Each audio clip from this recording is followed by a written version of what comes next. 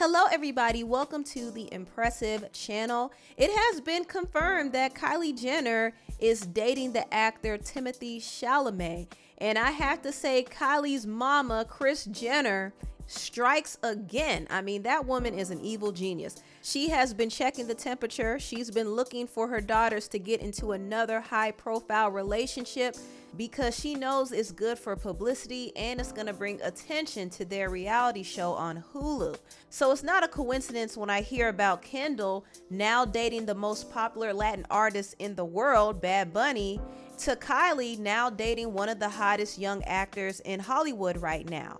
So I think these relationships are clearly for PR. I don't think they're real at all, but I do think the Kardashians have had to make a transition and they had to stop dating the rappers and the ballers because it hasn't really been working for them. I mean, they've gotten a lot of publicity from it, but they've also gotten a lot of embarrassment as well. Some of them have been cheated on and most of the sisters have been turned into baby mamas.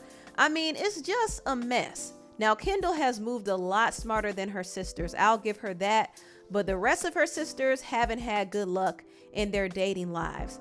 And they have tried so hard to appeal to the urban demographic because they wanted to fit in. They've gotten surgery. They've dated all types of black celebrity men. But none of those men have taken them seriously for real, for real. So now they have to rebrand. They have to expand their dating options and reverse those surgeries to gain their desirability back. And I think Kris Jenner orchestrated this whole link up between Kylie and Timothee because she's trying to rebrand Kylie's image. Kylie is a single mother to 2 young kids, so her dating options are a bit more limited. And Kris is trying to change all of that. And also, I think she's linking her up with Timothee because it's good publicity. And it is something that can benefit Kylie for the time being. She can't benefit from being with Travis Scott anymore because after that whole Astroworld tragedy happened, Travis's career has never been the same. So now she's moving on. And now she's with Timothee because it is more beneficial. And I think Timothee sees it as a beneficial thing as well. He's still climbing up the ladder in his career, and I think he wants the publicity. I really do.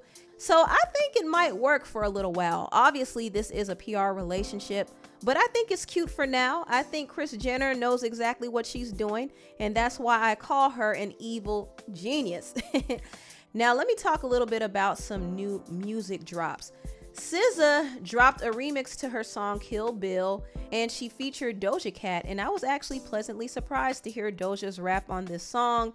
Doja's verse matched the mood of the song. She was painting a picture and telling a story. So I did like it, but I will be honest, I don't necessarily think a Doja feature on this particular song was necessary because it didn't really add anything new for me.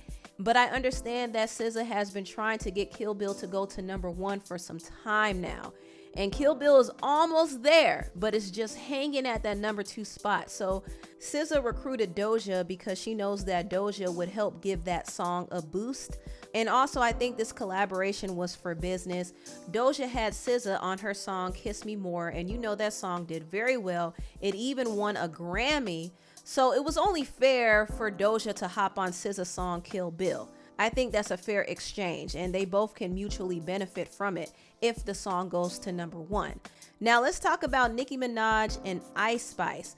Now, there's been a lot of talk about Nicki and Ice Spice's new collaboration. Nicki actually hopped on Ice's song Princess Diana, and I think this will be the official single, even though it's a remix technically, but this is going to be the official version, I believe, that's going to be pushed heavily.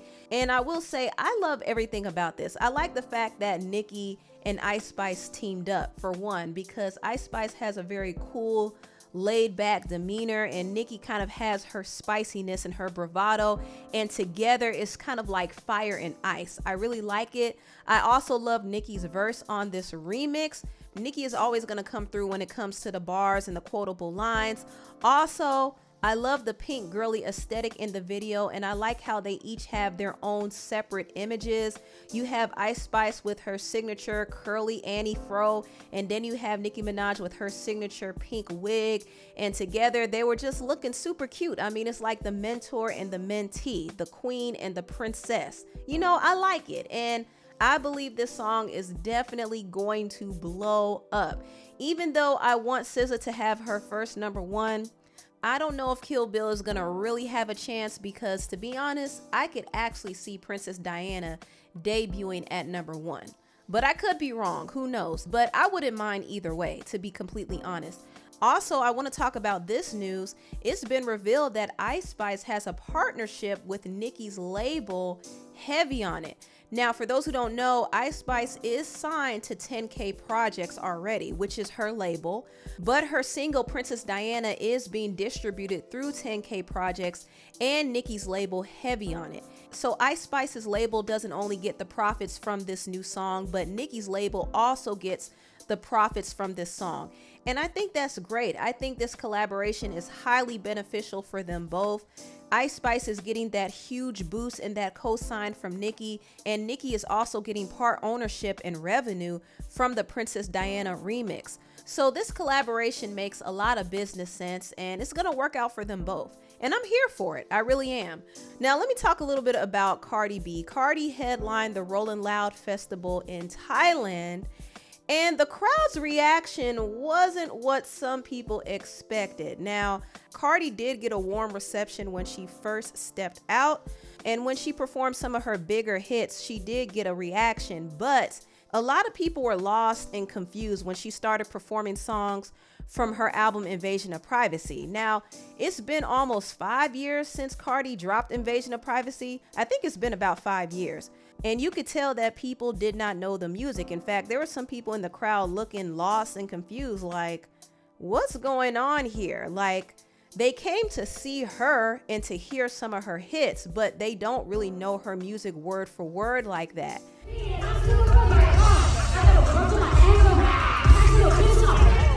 Now, it's interesting because when Lil Uzi performed, he got a completely different reaction. I mean, people were screaming his lyrics at the top of their lungs. They were super hype. I mean, they were having the time of their life. I don't really care if you cry. I don't really care, never lie. So this kind of shuts down the whole excuse that, oh, people don't know Cardi's lyrics because they don't know English.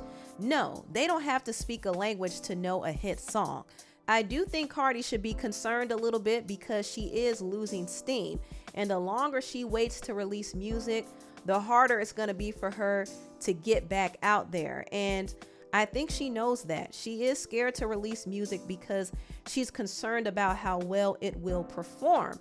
And also, Atlantic Records is not really interested in pumping a bunch of money into Cardi's music and videos if they're not going to get a return on their investment. Cardi is a high maintenance artist, so in order for her to stay afloat and perform well, she has to have a huge budget. She has to have a big radio budget, a huge music video budget. Everything has to be big, and that could be very, very expensive. And I know some labels are not trying to throw money out there like that on an artist, especially if the song is not going to be a guaranteed hit. For example, her song that she released last year called Hot-ish, featuring Kanye West and Lil Durk, did not go anywhere. And this had a big video budget and it did have promotion, but the song failed to catch on, and that was a loss for Atlantic Records. And also another loss for Atlantic Records is the fact that Cardi has not gone on tour yet. I think that's the biggest loss for them because they could have made a lot of money back from her if she went on tour during the height of her fame. So I do think Atlantic Records is hesitant to invest money in Cardi B, and Cardi feels the pressure. She knows that she has to make a hit song because if she doesn't release a hit song, she is not going to get the same support from her label, and that's what she's scared of. But anyway, tell me what y'all think about this video down below. Please like, comment, and subscribe, and share this video if you care. Thank you so much for watching, and I'll see you next time. Bye.